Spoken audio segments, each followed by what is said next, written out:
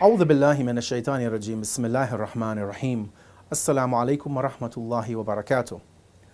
Today in our discussion, as we look at short traditions from the Prophet Muhammad, may God's peace and blessings be upon him and his family, and the noble Ahlul Bayt, may God's peace and blessings be upon them, we come to a tradition from the noble messenger of God. And we see that in all of the traditions that we have from him, he is not only concerned with our welfare in the world to come, but also in this world, in the temporal world that we live in. And for the tradition for today, the messenger of Allah mentions this: I do not fear poverty striking my community, but rather I fear bad planning on their part, on the part of the community.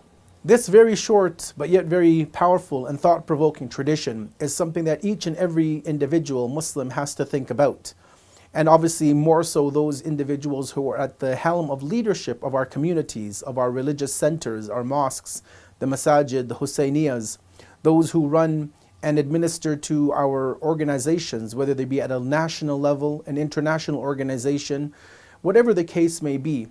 As the Messenger of God has shown us in this tradition that he doesn't fear poverty, and rightfully so. If you look at the Muslim world today, we are 1.8 billion Muslims, those who follow the teachings of the Ahlul Bayt, peace be upon them. If we take a modest estimate of maybe 15 to 20%, we see that we make up a large segment of the Muslim community. And yes, it is true, we have financial difficulties everywhere around the world. Not everybody is financially well off. But as the Messenger of God has shown us that he doesn't fear poverty, meaning that we as a community have resources, we have the financial means, we have the ability to take care of ourselves, our families, our communities, and to go forward and even help others who are in need. And that obviously is done through both the obligatory charities, such as the zakat, as the khums, and also the recommended forms of charity. But the thing which he fears most for his community is bad planning.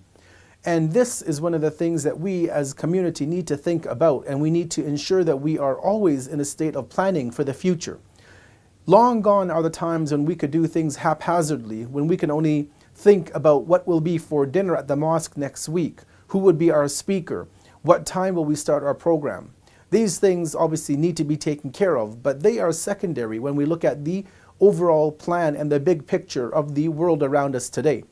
And therefore, as believers, we need to look at this statement of the Messenger of God and ensure that we are planning our communities for 5, 10, 15, 20 years down the line.